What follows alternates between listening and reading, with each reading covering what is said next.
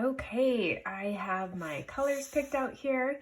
I've done my primary, which are red, yellow, and blue. This should be the same for everybody. My secondary, which are orange, green, and purple. Again, the same for everybody.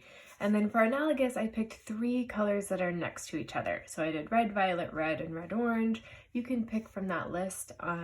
There's all sorts of different color varieties. You just want to make sure that they're next to each other on the color wheel. And then for split complementary, I've taken a complementary pair like red and green, but instead of going directly across, one of those complements splits into the tertiary colors on either side. So I have red, blue, green, and yellow, green. All right, next I've selected my pop culture icon. Maybe this is a little sinister.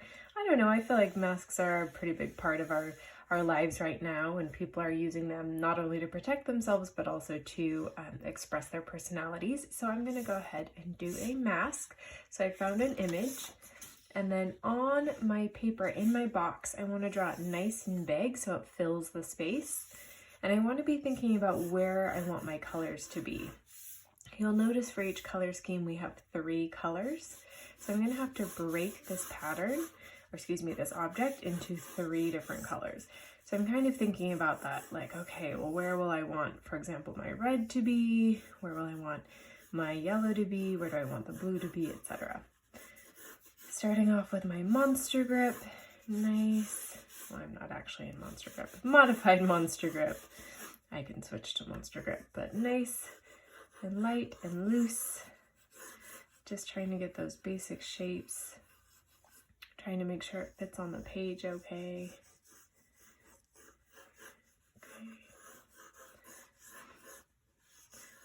Once I'm okay with the size and the placement, I can switch over to that detail mode.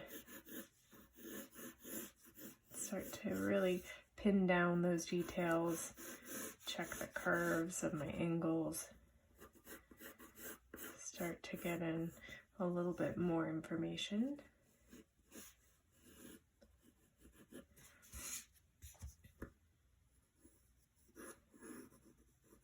Still making adjustments as necessary.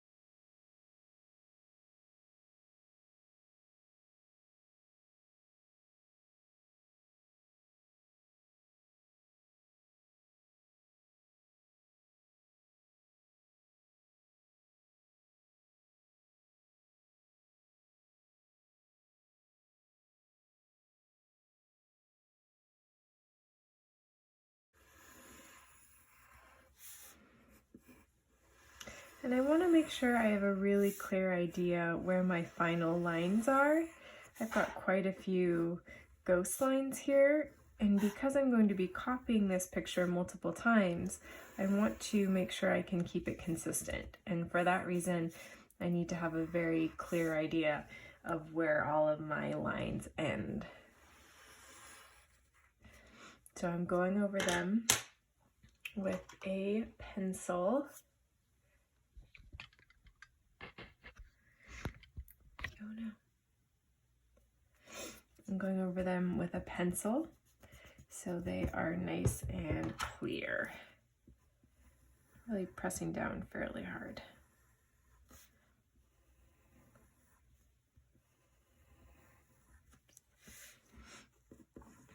It doesn't have to be perfect. This is actually not our final piece of paper, but I do want to make sure I know where things are. All right, thinking about where my colors are going to be. As it is, I could do one color in the background, a color for the straps, and a color for the mask, and that would be 3.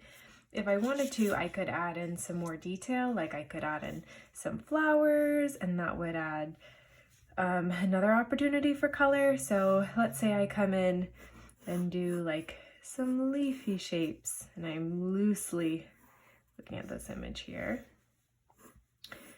If I were to do that, then whatever color, like I could do the same color here and there, whatever color I do the straps, I could do on these flowers. So really trying to plan ahead, because you only have those 3 colors to choose from.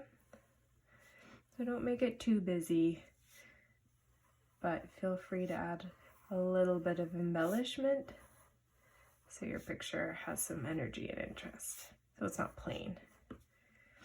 Okay, that seems like, maybe I'll add a little one there. Enough for me. Okay, so this will be one color, the flowers and the strings will be another color, and that will be my 3rd color. Awesome.